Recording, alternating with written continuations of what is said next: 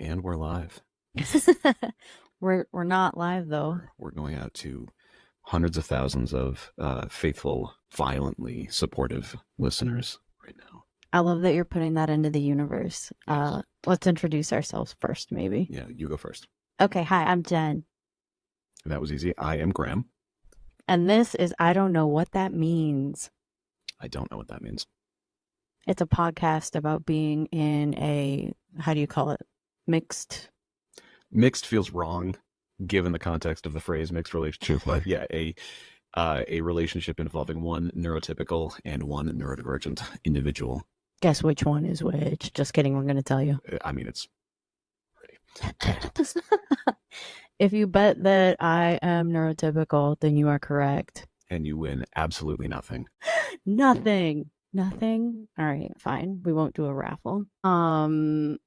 Well, this is our first podcast, so we're learning as we go. Indeed. And I told Graham that if we were famous already, this would be a vanity project. But instead, it's just something we thought would be fun to share with people about being in a relationship and figuring out what that looks like when you don't think of things exactly the same way. Indeed. So back to introductions for a second. Hi, I'm Graham. I'm the neurodivergent one, obviously. My credentials, such as they exist, are I am autistic, I have ADHD, and the CPTSD that comes along with being those things in the world, which is terrible. So that's the perspective from which I speak. Are you saying that the world is terrible or having those things is terrible? That the world is terrible. Okay, good. Having those things is difficult because the world is terrible. Copy that. But I am absolutely not. There are a lot of people who I think will try to contextualize their neurodivergence as like a superpower or some special ability they have or whatever, and I don't love that. They are disabilities, but not because they're disabilities in and of themselves. It's not that having ADHD, being autistic, whatever, is in itself a bad thing. It's that we live in a world that refuses to work for us, that was built for people like you, people who are neurotypical. I get it. Do you think that that's like, I don't know, maybe just too aggressively reframing the situation? Because like, I feel like I get where they're coming from. We live in a society where it is very much fake it till you make it. And that feels a little bit like that kind of formula to me. Yeah, I think there's that. I think that there is an air of like find the good, or just sort of reframe things. Because if you wake up every morning and go, oh my God, I have ADHD, today's going to be a nightmare, it's going to be terrible, this is the worst, it's going to be.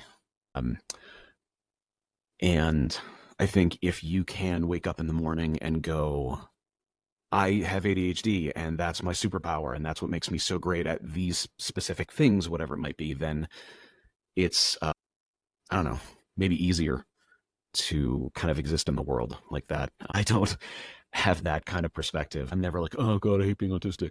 But it feels a little bit like toxic positivity to me, honestly. Yeah. It's just like, real talk though, I'm jealous of people that can make that work for them. Because I do wake up every day and have to like choose my attitude. And it is exhausting. And I can only imagine it's more so if you have more things to deal with. I wouldn't say more so necessarily, but it's different. For sure. It's certainly like being that I am late diagnosed or late realized, whatever, involves a great deal of kind of recontextualizing my entire life in light of this, learning something that has affected me for my entire life, but I didn't know what it was or the words for it, There is a moment that I think anyone who is neurodivergent and did not know it when they were growing up can probably empathize with, where you'll figure that out about yourself. It's not like all of that stuff hits you at once. It's, a week later, you'll be in some situation that you've been in before and you'll react to it the way that you always have. And a light bulb goes off and you're like, oh, now I know why this plays out the way that it has in the past. Now I know why I react to the stimulus in the way that I do or whatever it is. So I think for a lot of people, there's a learning curve along with it. And coming back around to what you were saying, like you do have to kind of pick your attitude. And I think that that's probably the same for y'all. I think maybe one of the things that's beneficial for us is that I know where certain things come from. Like I can point to certain reactions or behaviors or whatever that I might have and go, oh, that's because I have ADHD. I react in that way because that's where that comes from. Whereas if you are a neurotypical person and you don't necessarily have that introspection or something to point at, you know, You've never done any work on yourself whatsoever, I feel like. I mean, you know, some of y'all don't. I know plenty of people who are very clearly neurodivergent who don't do any work on it. The kind of bottom line I think about almost everything, and a through line that'll come up a lot over the course of this podcast, is like, you've heard me say this before, we're not a different species. You know, Right. we're still people. We have the same mechanism, you know, and like our brains are kind of made out of the same pieces as yours. They're just put together in a different way, you know, and so we have the same emotions and the same feelings and reactions and perspectives and everything as neurotypical people do. We just kind of come at them from a different direction sometimes. So this is our first episode, and from conception to doing this actual recording has taken quite some time. So we thought, what better topics, I guess, for the first episode than why is starting things so hard? And to your point again, like, I know that NDs are not a different animal altogether, but I think this was a really good kind of contrast and compare in how we deal with the challenges of starting something. I agree, and I think this is a great place to kind of highlight the differences. As much as I'm like, oh, we're the same, you know, we're both human beings, whatever, there are definitely places where the differences are more noticeable. And this is absolutely one of them, is like getting started with a thing, because I feel like you can decide that you want to do something and then just do it. Just start doing it, you know?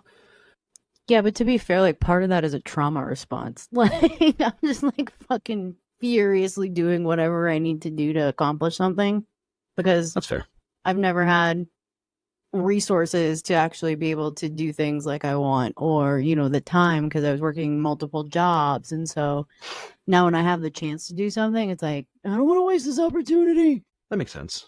I can definitely, on paper, appreciate that. Getting started can be especially difficult for neurodivergent people, particularly those of us who have the really, really fun, vaunted combination of ADHD and autism, because these are neurodivergences that kind of work in different ways and in many instances work against each other. As a very basic example, ADHD needs novelty. It needs new shit all the time. ADHD cannot be bored. It hates routine. Autism needs routine. Nothing can ever change. Everything has to be the same. And so you get places where they butt heads, you know, where you get... You said butt heads? I said butt, in fact. And head, while we're at it. But so there is, for me, a very deep pool filled with all kinds of horrible little fishes that make it very difficult to begin anything. And this has always been true for me.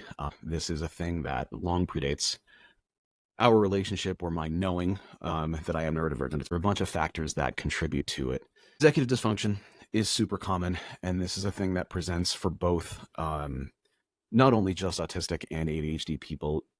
Each neurodivergence often has executive function issues by itself. Can you tell the people what executive dysfunction means? Executive dysfunction is when you can't do something. For those of you who are neurotypical and have never really experienced this, I am so envious. Executive dysfunction is one of the most disabling parts of these disabilities, at least for me. The short version is, if you have ever been like laying on the couch scrolling on your phone and you think, oh, I need to go put some laundry and I need to go do my laundry, or I need to get up and start making dinner or whatever. Executive function is the ability for your brain to like switch to that topic, to like change to something else and like begin doing it. So the moment where you have your executive function, that's when you're laying on the couch scrolling on your phone and you think, I got to start making dinner. Executive function is when you get up off the couch and when you go to the kitchen and you put your phone down and you start making dinner. For a lot of neurodivergent folks, especially those of us who have really strong executive dysfunction issues, we can't get off the couch. It often looks to outsiders like we're being lazy. You'll walk by me and I'm on the couch and I've been there for an hour and I'm just scrolling on my phone. And exteriorly to you, or to, any observer, it looks like I'm just doing nothing. Inside my head, I'm screaming. The sort of interior struggle that goes on with executive dysfunction is like, I know that I have things that I need to do or things that I want to do. It doesn't necessarily have to be like chores that I feel beholden to do. It also applies to, I have a book I want to read, or there's a movie I want to see, or whatever it might be. Executive dysfunction hits that stuff too. So I'm laying there on the couch scrolling on my phone, and the internal monologue is like, get up, get up, get up, go do the thing, go, just get up. All you have to do is stand up, just put your phone down, close the app. And it's like this constantly. And for some folks, for me in particular, the recriminations start. You're being lazy. You're being a shitbag. Just go do it. Why can't you go do it? Why? It's not me saying that stuff, to be clear, everyone. Right. Of course. This is entirely inside my head. My beloved is wonderful about these sorts of things. No, it's entirely inside my head, and it's this horrible inner critic, that everybody has. And mine is just really good at pointing that out. Oh, you're a lazy sack of shit. Why can't you just get up? Why can't you fucking do something? Obviously, executive dysfunction is a really large contributor when it comes to why can't I start a thing, because that's literally what it is why can't I start the thing? Why can't I change states? Why can't I move to just do the first step of the thing? One of the things that I find kind of confusing and frustrating about those situations in the moment is that it feels like a lot of the times if I just start doing something, you jump in.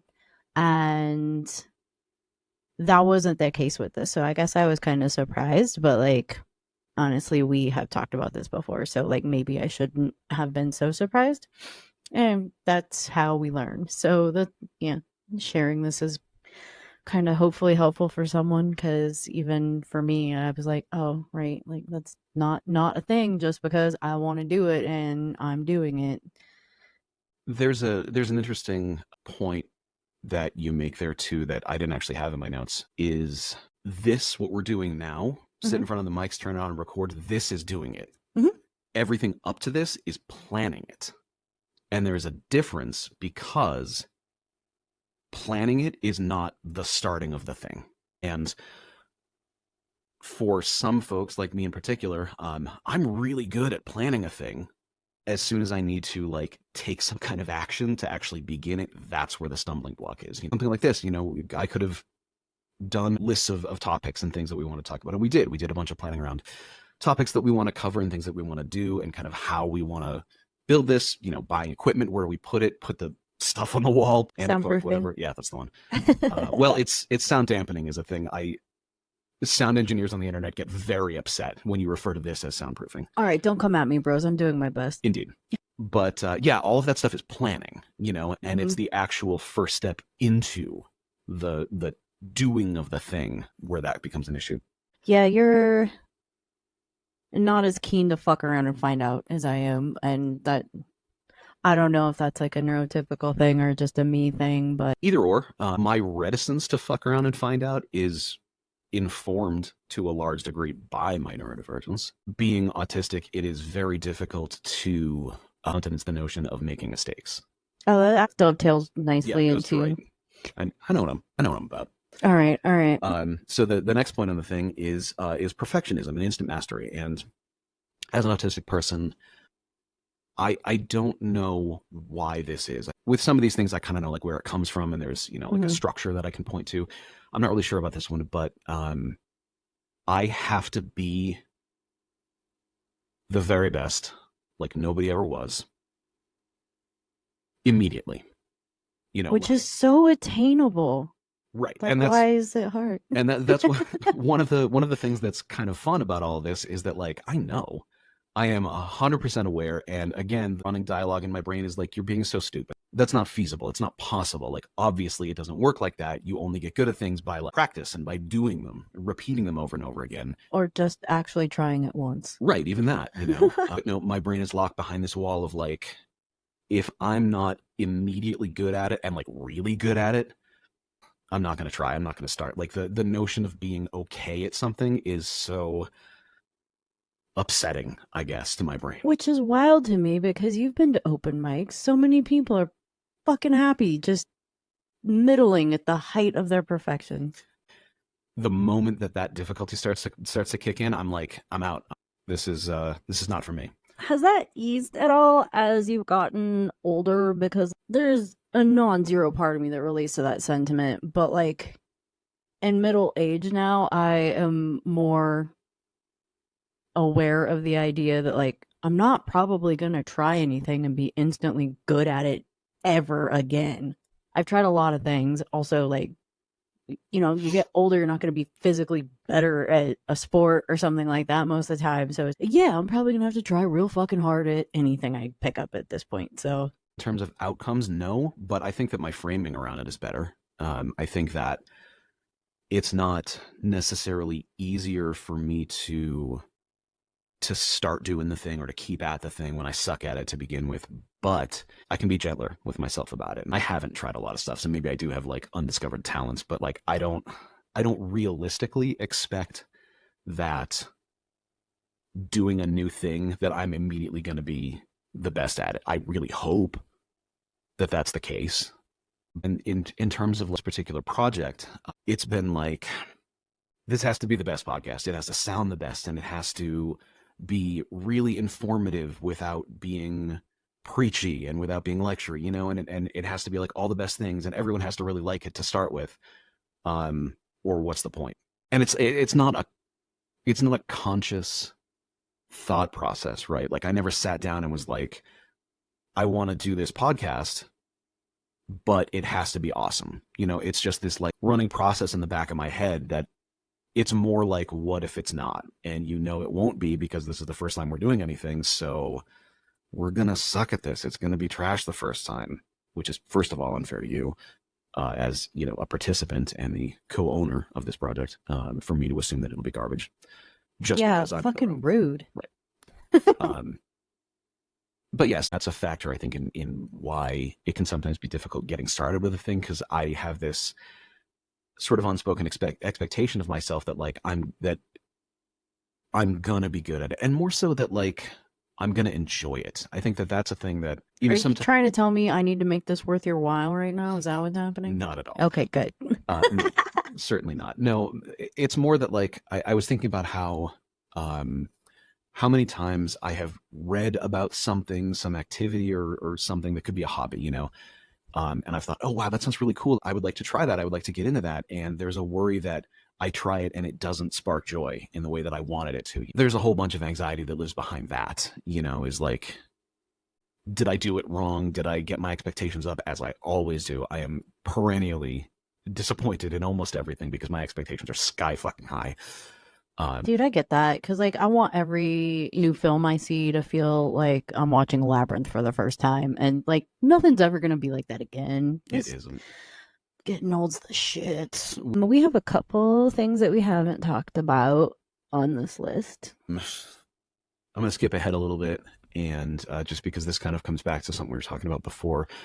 One of the other things that is often difficult to start something, especially where it's something like this that's public, where it will have an audience and people who participate in it other than just you and me, is what is called rejection sensitive dysphoria, or RSD.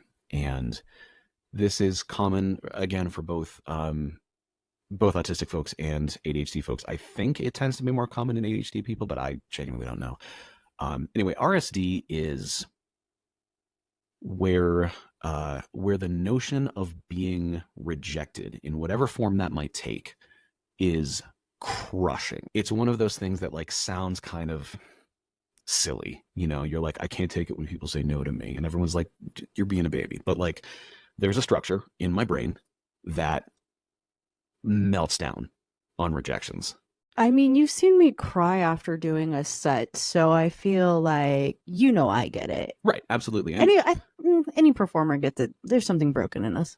absolutely, and as a, I don't know, an ex-performer, a retired performer, whatever you want to call me, I think that there's definitely an aspect of it there as well. But yeah, RSD is super, super hard, and it's one of those things that I think often gets minimized because we kind of live in a society that teaches us to be competitive and to bootstrap mythology bullshit and all of that, where you're supposed to be tough and resilient and everything. And those of us who experience RSD can't, or we have very, very a really hard time with that.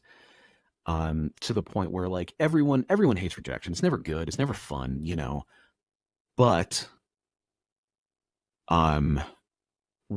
this is one of those areas where RSD is just like is a hypersensitivity to it, and it often presents in ways that you might not expect. What does that mean? That'll be things like I went to the store looking for one specific item and they were out of it. Disappointment is kind of a related thing, but in that case, like no one said no to me, but I didn't get what I want. I don't know if it's necessarily under the RSD umbrella or not. That's kind of how I think about it, because I tend to react to those kinds of things in the same way as I would, I go to a store and they don't have a thing. So I tend to think of that as kind of associated with RSD, but especially in terms of like dating and interpersonal relationships, the notion of like going to a bar and meeting somebody and like kind of having a good time or whatever, and then being like, hey, do you want to get out of here, is completely alien to me. Like I need you to ask me that so that I can be like, okay, cool. Because if I ask you, do you want to get out of here, and you say no, if you say anything other than like an enthusiastic yes, I'm going to spend a week in bed. I am not going to be able to get out of bed because I am just destroyed by that. In fact, one of my favorite like sort of silly examples of this is when I was growing up, I had my best friend was named Pat, and I went over to his house every weekend. I usually stayed over, but yeah, my parents would drop me off, like Saturday morning, and I usually sleep over, whatever, spend the weekend. And one weekend, it was Saturday morning, and it was probably like, I don't know, 9, 10 o'clock in the morning, 11 o'clock in the morning, whatever. And I realized that I was still at home, and I'm 8, 9, 10 years old. I don't know how old I was exactly, but I was pretty young, And so I called Pat's mother to be like, well, am I still here? Like what's going on? And I was just like, hey, am I gonna like see you guys today? Whatever. And she was like, oh, I'm sorry, like Pat has other plans today. And I broke down in like the biggest meltdown of the year at that point, lost my absolute mind. Yeah. And so I don't think I went to school on the following Monday because I was still like hysterical. And so that's RSD, is being super unable to deal with rejections. Obviously, the RSD is really hard because essentially what we're doing is we're saying, I made this thing, and then we're handing it to someone and going, what do you think? And if people hate it, if people come after me about this, if people are like, oh, this guy doesn't know what the fuck he's talking about. I feel like I have terrible news for you. Like that's gonna happen no matter what. Even if this was like A+, perfect, 100% accurate on anything you say, like people are always just gonna have a reason to feel like you shit in their Cheerios. It's gonna be fine. And so the kind of knock-on effect to having really significant RSD like that is you stop asking, you stop taking those kinds of risks. And so this whole thing is a risk because it's new for me. It's public in a way that like really nothing that I do is. Hopefully we develop, a diehard core of, people who love this. I don't want to do the convention circuit, but I don't know that there are mental health conventions. Maybe there are. We're completely unqualified to have dick all to do with mental health though, so maybe it'll be more of an entertainment fair enough focused situation. Yeah, so basically what I'm doing here is like I'm making a thing and then I'm putting it in front of people and being like, please try my thing, knowing that some of those people are not going to like it. And so the RSD is strong enough in me and probably in a lot of other people that you get so used to how crushing rejection is, and you stop taking those risks. You stop asking in the first place. One of the next things is imposter syndrome. And everybody knows what imposter syndrome is. But if you don't know what imposter syndrome is, this is that voice in your head that tells you that you're faking it and everyone knows. You're at your job and you're like, my boss knows that I suck at this job.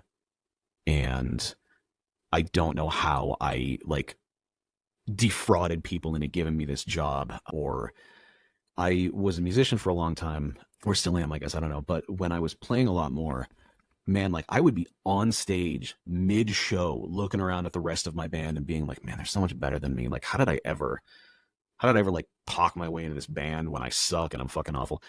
That's imposter syndrome, right? Is the notion that you are not qualified or not good enough to do whatever it is that you're doing. And that's how I spend every day at my day job. Same. So obviously imposter syndrome plays into this quite a bit, because it's like, as the neurodivergent representative here, like, where do I get off? What do you mean? Like, who appointed me the speaker for my people? Like, who gave me that? I did. Right. But like, well, in this situation, I mean, there are people who have, for example, official diagnoses. I do not. I am self-diagnosed. For what it's worth, I have the agreement of several. I was gonna say, like, you like peer-reviewed though. Yeah, with actual psychologists and psychiatrists who are like, yeah, no, I agree with you. So for what that's worth. But like I don't have an official diagnosis, or I am only recently, it's only in the last 4 or 5 years that I've discovered this about myself, which is coincidentally the length of our relationship almost. It's true.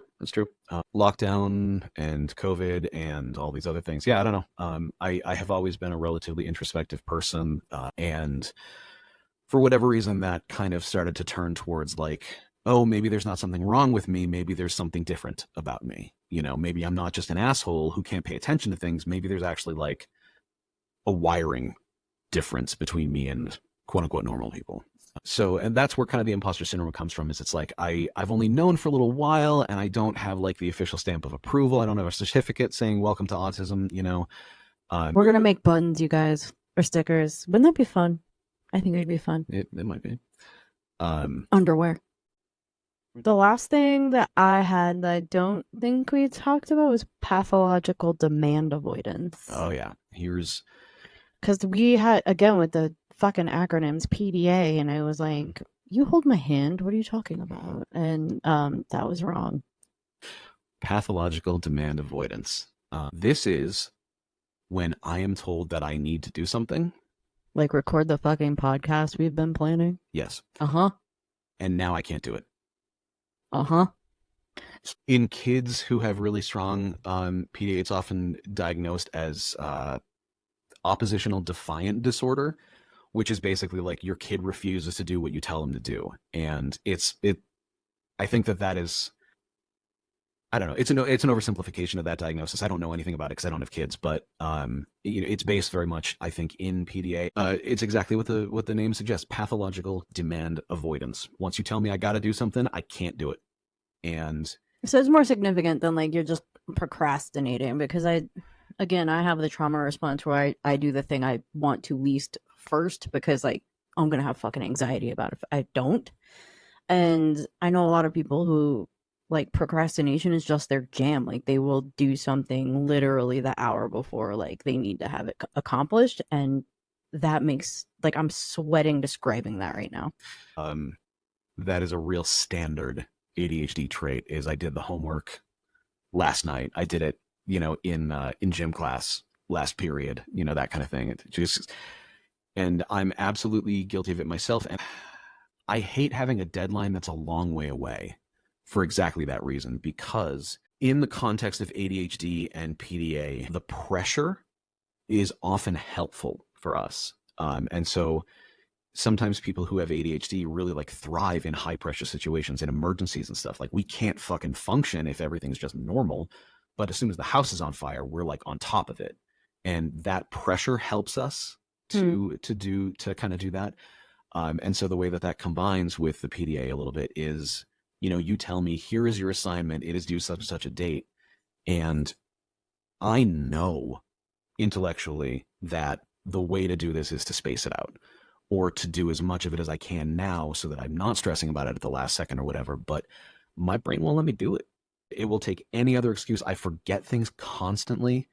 It is actually, as a really good point, it is April 14th, 2024. It is now 3:03 p.m.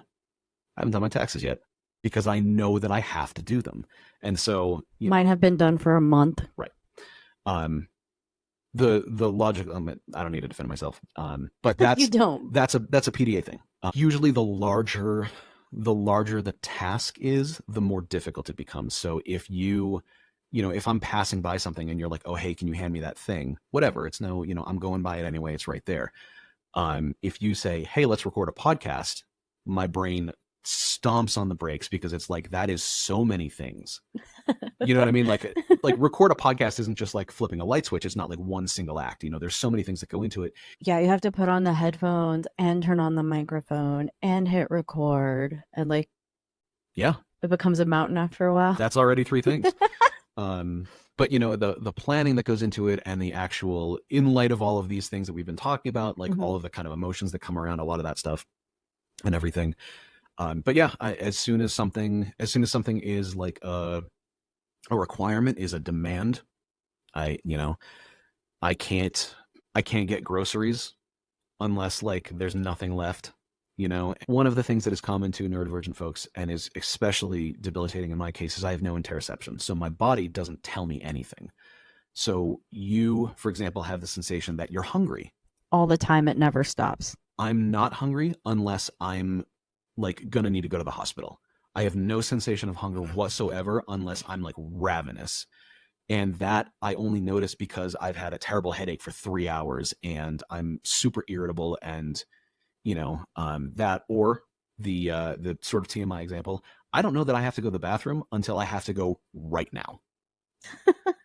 And so I think that there's, for some people, I think, who maybe have stronger interoception than I do, there's some PDA in that too. Is it's just like, I have to go pee, but I have to, so I'm not. And then like it just gets procrastinated, I guess, is the word. You just put it off and put it off and put it off until you absolutely have to do it. And that that comes with everything. Every time I renew my anything, my license, my my car tags, whatever, it's like I'm doing it on the day. Like I said, I have whatever 18 hours left to do my taxes, and I'm like, I can do it tomorrow. I'm so stressed out for you. I know, and everyone is, and I am intellectually stressed about it because I'm like, this is stupid. I've had so long to do my taxes and whatever, I won't get gas until like the light comes on. But the thing is, there's a counter argument to be made. You still have those hours to do it. There isn't really a reason that it should stress me out. Well, yeah. Like, I'm just going the opposite fucking direction. That's fine. I mean, again, we're not different animals. You can be empathic about it. But yeah, so PDA is definitely a thing. And I think once, it doesn't necessarily have to be, like RSD before it, it's not necessarily an explicit demand. It's not that you sat me down and forced me to hold eye contact and we're like, we're going to record a podcast and you need to do that. It was like, hey, I think that we should do that. And immediately my brain was like, you're asking me to do things and I can't. How dare you? Yeah, I will not comply. Okay, so maybe to wrap it up, I do think we should address, how did we fucking get in this room and start recording? Because all of those things notwithstanding, we fucking just did it. True. And this is a problem that I do have, is I really over intellectualize everything, and analyze it from every I've never noticed that in the time that I've known you. Right. And so, I very often will get to the point where I feel like I have a working understanding of the thing, and then that's fine. I'm good. Okay. Never mind that like there's still a problem that needs to be solved. I just know where it came from. So some of it has been, we have talked about this. This actual recording is like the 3rd or 4th time that we've had like a lengthy discussion about it. Some of it is, it just takes me some time to adjust to a change, because this is something different we've never done before. The next few times will be a lot easier. Some of it is just breaking the seal. Some of it is just, I've never done this before. And for all of these reasons that I've had a lot of trouble getting into it. The ironic thing about having trouble starting is that I have like anxiety and concerns around not only starting, but around the fact that it's hard for me to start. And so one of the things that informs this whole thing is I'm like, I know I have a really hard time getting started on something, and that in and of itself increases my anxiety around the thing as a whole. So like I know that I'm gonna hem and haw, as it were, and it's gonna look like I'm procrastinating, and it's gonna look, you said that you felt like I wasn't interested in doing it, or that I was maybe only doing it, to make you happy or whatever, that I wasn't actually like trying to participate in the thing. And it's like, I'm not, I actually am interested in doing this. And now that we're doing it, I'm like, oh, this is cool. But like beginnings are hard. Like I said, changes in routine are really hard for me. That's one of the places where the autism really shines. And so this is something different. And so it takes me a little while to adjust to the notion that like, we're going to do something that's not the normal routine for a Sunday or whatever it is. One of the things I really wanted this to be about was like, I didn't have anybody really to talk to who is in a relationship, being the neurotypical person. Like I have neurodivergent friends that like I can get advice from and stuff, but like getting another person's perspective, okay, that's great. But like I was trying to like understand, how do I make a safe space for like you to come to those decisions and being ready and communicate with me like what you need. And I got nobody that like I can be like, oh my gosh, like this annoying speed bump is happening and I don't know how to like not be a dickhead about it, but like we need to get through this. And so like if anybody hears this and it's even remotely fucking helpful, I would like for that to just, be entertaining, be something that like can help them learn. So ultimately it was just being patient and communicating on both of our parts, I feel like, because I needed affirmation that like you did want to do it, because I think in a relationship there is some propensity sometimes, and this is maybe baggage that I was bringing forward, and that's not fair, but people like, dude, they say they want things just to kind of shut you up and make you happy, and then when it comes down to it, they're like, nah. Sure. I think that's legitimate, and I think I do have a tendency to do that. I do have a tendency to kind of like go with whatever my partner wants to do, for a number of reasons. I mean, it's never malicious. I'm never like trying to be a dick about it, but getting back to your point, yeah, that, patience and communication is important. And if you are out there and you're listening to this and you are in a relationship specifically with an autistic person, but, with any kind of neurodivergent person, this is a person who doesn't speak the same language you do. So, we both communicate in English, but as a neurotypical person, your usage of the language is different from mine. So when I say something, I am really careful about my choice of words and my choice of meaning. And like, at the risk of sounding like a dick, like I said exactly what I said, and I said exactly what I meant, and that is all that I said. For neurotypical folks, y'all communicate differently. For us, particularly for autistic folks, the words are all of it. The message is entirely whatever we're saying. What's an example of something where I have said something to you, I've answered a question or made a statement or whatever, and you have heard it, and then we've discussed it, and it turns out that your receipt of the message is different from the message that I intended. Like, do you know what I mean? I know exactly what you mean. I think it's hard for me to call something to mind because we've been together, like 4 years now? Mm-hmm.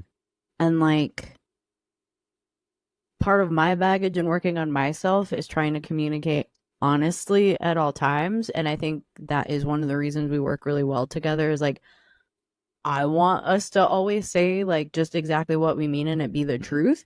And so I'm having a hard time like specifically remembering some time where I was just like, are you being an asshole, or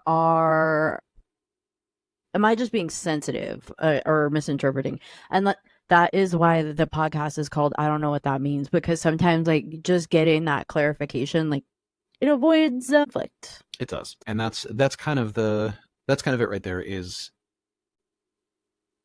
I'll say something to Jen, or she'll ask me a question, and I will respond. And I would consider my response to be measured and complete within the context of the words, right? And so I don't mean anything. There's no subtext. That is not a way that I can communicate. And the other way is true too. I think it's a common thing for neurotypical folks to ask a question in a way that means you'll ask someone to do something in a way that means, I want to do this. And for me, those are two different things. If you say, do you want to go to breakfast? That is an abstract question. You know what I mean? That's a bad example. I don't know what you mean, because I want to know if you want to go to breakfast. Like, right. If I say you want to go to breakfast. Right. No, if I think that there's a thing that that y'all will do, that neurotypical folks do, where you will ask a question, and what you mean by the question is, this is the outcome that I want, right? So you might say, hey, do you want to go to such and such a restaurant? And what you mean by that and what you intend by that question is, I would like to go to this restaurant. Would you like to join me? I see your point, but I feel like I've learned that is not going to fucking work for me to say. So. Well, right. In the context of us, right. And Yeah. just, examples for the listeners. So there's a lot of subtext. There's a lot of like kind of unspoken communication. This body language is a thing. But neurotypical folks tend to sort of talk around something. I think because societally it's considered impolite to just like ask a question straight out or whatever it might be. Mm-hmm. And the point anyway that I'm trying to make is, as an autistic person, I only hear the words you say. So your body language when you say it is irrelevant to me. I don't pick up on any subtext there might be, any kind of like other communication that there might be in the background. If you say like, do you want to go to such and such a restaurant? I'm going to say yes or no, because you're asking like a direct factual question where you're looking for information, right? Mm-hmm. Whereas for a lot of neurotypical folks, there's a lot of kind of other stuff that comes with that communication, and it's instinctual to y'all, right? Like you can navigate that really well. Because that is the language that you speak. For me, I don't speak that language. It uses the same letters and the words are shaped the same, but it's a lot different in the way that it conveys information. There's kind of a lot of stuff around that. And so I think what has been really helpful for us is I have had to overcome a lot of difficulty that I have with like asking for clarification and asking for help about things. So for me, it's been really important to get comfortable with saying, I don't know what you mean. Mm-hmm. I don't know what that means. Are you asking X or Y? Because these are the things I think you might mean. From my perspective, like from you, what I get from you is you understanding that I said exactly what I meant, and that like there might be a difference between what I said and how you heard it. And maybe giving me the grace and the space to think that like, it sounds dickish for me to be like, how you interpret what I said is you problem. But that's ultimately what it is, right? Is like, I said what I said and I meant exactly the words that I used. I have a huge special interest in words and how they work and everything. And so for me, I'm always very careful about my word choice, which is why I have a weird cadence and stop in the middle of a sentence sometimes, other than just being autistic. So in terms of like what has been helpful for me is I feel like you give me a ton of grace to not only be like, I don't understand what you mean, and like I need you to clarify that, but also to understand that like I didn't mean, if I wanted to be unkind to you, I would be unkind to you. Yeah. And that's. That being said, I have struggled even recently with like, I do know all of that logically, but sometimes like we've had conversations recently where like my feelings got hurt, and because like that process is running in the back of my mind, like I know he didn't mean it like that, but it did actually hurt my feelings. And then like months later I bring it up and I'm like, that's dumb on my part. Like I do need to say in the moment, like, I know you didn't mean to, but you did, and like that would be better for everyone. So like take that and make a lesson of it, everybody listening. And that's a really good point, is the other way around, right? Is that I didn't mean it, but also I didn't understand Mhm. you know, that you took it that way. And I don't. Well, how would you if I didn't fucking speak up? Well, Like, right, but I mean, like, just sort of generally speaking, I mean, I kind of wanted to put a pin in it and be like, it's not dumb, first of all, that that's your reaction, because you've only known me for 4 years. You had an entire life before me, and the way that people treated you and the way that you were, you know, the way that that life went for you informed that. And I don't think that it is okay for you to treat it like a personal failing or some kind of value judgment that like you react the way that you do. I think that that's valid and that's, you know, whatever. But the other thing about that is that it also doesn't occur to me again until you tell me, because I don't hear it like that, you know, like Mhm. I will say something that to me is a simple statement of fact, but you will hear it as me being shitty. And as much as you understand intellectually that like I don't insult you. I'm not ever intentionally unkind to you. You still had the life you've had, you know, and you've been where you've been and everything. And like your reactions are legitimate. I learned a long time ago that I understand neurotypical communication in like an abstract sort of way, right? I understand that there are all these other factors that go into the things that you say and the way that you hear things that people say and everything. But I also know I cannot perceive those things. And I can either drive myself crazy trying to sort of preempt anything like that, and try to understand before I say something any possible interpretation you might have, again, based on information that I can't perceive, that I can't know, or I can just lean into who I am and I can say what I say, and then like if shit gets messy, we got to clean it up. I understand very much that like there is a strong possibility that there will be miscommunication between us, and so I have to be aware of that notion. And like I said, sometimes I just gotta like bull in a china shop, say some shit, and if I hurt your feelings, then of course I didn't intend to, but they were hurt anyway. You know, I can't apologizing to the plate doesn't unbreak it, and so I have to be aware of that. And so it's also, I think, important for me to understand that that bluntness and that directness of communication is different from your communicative style, and so there are gonna be misunderstandings, and those are not you being oversensitive or you being bitchy or whatever. It's just, you know, if I try to have a conversation in someone with like a literal real world language that I don't speak, there are going to be misunderstandings. It's the same thing, you know, and so I can't. This person who only speaks Spanish or whatever, like I can't get mad at them for not understanding what I'm saying. You know what I mean? It just that's very un-American of you. right. But you know, that's not how communication works. Communication is two ways, but very few people communicate in the same way. And actually, there's a lot of stuff about like how autistics love to talk to other autistics because like we know we don't have to navigate any of that stuff. So like I know you just said whatever you said. It's helpful for me to keep that in mind, and to understand that like, you know, you're speaking a different version of English that I can't understand, but that I have to be aware of the fact that I can't understand and just allow for, you know, I'm going to make mistakes and vice versa, you know, and you're going to misinterpret things that I say, and I just have to be able to be like, hang on, you know, I understand that I hurt your feelings and I didn't intend to. What I meant was just this, you know. And we've definitely had that conversation before where you would be like, I think especially early on, we would have conversations sort of like that before we kind of figured each other out a little. Where yeah, I would say something just like straight up whatever, and you would hear it in a very different way than I had meant it, and it was weird for me to be like, that's not at all. How did you get from what I said to what you heard? You know, and again, I can be a dick about it and be like, I can make shitty excuses and like, you're being an asshole, you're being oversensitive, whatever.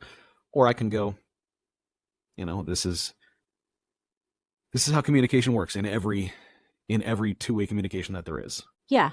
Maybe that's a good way to end, because I think at the end of the day, any relationship should get that kind of consideration when you're talking back to and forth to your partner. I just feel like in a weird way, this relationship is almost easier because it's like at the forefront, like how we relate to each other, being considerate of each other's feelings, and I don't just again being honest in the things that you fucking say. It's so refreshing. I appreciate it. I guess that's another sort of fringe benefit to being the neurotypical in a relationship. Yeah, if you've dated dudes, you're used to getting lied to. Right. This is obviously not true in every case with every person, but your autistic partner will not lie to you. I don't see a point, you know. I guess The there's, truth might be hard to hear, but it'll be the truth. but it is what it is. You know what I mean? Like I understand trying to like sugarcoat things or whatever, but like if if I have to tell you something that I know is going to upset you, like I got to tell you, you need that information, you know. Yep. And so I can soften it or whatever, but there's never it doesn't benefit me, and it definitely doesn't benefit you for me to lie to you. So again, speech is communication, and communication is sharing information, is providing information. And if I give you incorrect information intentionally, then I'm a dick Accurate. most of the time. I mean, I white lies and whatever else, but like generally speaking, yeah. I never have lied to you. I never will lie to you, mostly because it doesn't occur to me. The corollary to that, well, it kind of doesn't. The corollary to that is that it is I often can't be bothered. the corollary to that is that I don't. It sometimes is very hard for me to say things to you because, you'll ask me a question that's like a tough question or whatever, or an answer that like I don't want to give you, but the answer is what the answer is, and lying about it does us both a disservice. And so like we have definitely had difficult conversations in the past where I think you'll ask me something and I have to like make an effort, and it takes me 10 seconds or 15 seconds or whatever to answer it. Sometimes leave and not come back for 3 days. And I think sometimes I can see Those were early days. this is actually a really good example because I can see now, understanding you and knowing you better, I can see how that looks like a refusal to answer, or it might look like I'm desperately trying to like make up an, you know what I mean? Like whatever it is. And it's just a lot of times I will understand like I need to answer this honestly and truthfully because that's the only way that like it occurs to me. Like there's never a conscious thought process where I'm like, oh, like I could lie about it or whatever. I'm just like, you'll ask me a question and the answer pops into my head and I'm like, I gotta let that out. But I'm scared of what's going to happen, when I answer this because, we'll see where that leads us or whatever. So sometimes it takes me a minute to literally an actual minute, 60 seconds to like answer a question that you've asked me because I'm worried about where it might go. But it never occurs to me to be like, oh, I'll just make some shit up. You know what I mean? Or like, I'm going to try to get out of this, whatever. Like, yeah. So again, it's not true for everyone in every circumstance, but like if you're the neurotypical person, especially if your partner is autistic, they're probably not going to lie to you. Yeah, it's nice, y'all. It's real nice. All right, well, we're at the length of a short-ass movie right now. If we don't edit anything, that feels like a good place to stop. What do you think? I think I'm into it. Episode 1. We fucking did it. Episode 1. All right. We have to make up a sign off. We do need to sign off. Or whatever the opposite of a tagline is. I don't know. I don't either. You're awesome. You're awesome. We're awesome. Bye. You can find us on social media on Instagram at idkwhatthatmeans.podcast. Or if you happen to be on Blue Sky, idkwhatthatmeans.bsky.social. Or you can contact us by email at idkwhatthatmeans.podcast@gmail.com. We hope you have fun or learn something. Probably not both, but hopefully both. Probably not both. Anyways, thanks for listening to I Don't Know What That Means. Thanks, y'all. Bye. Bye.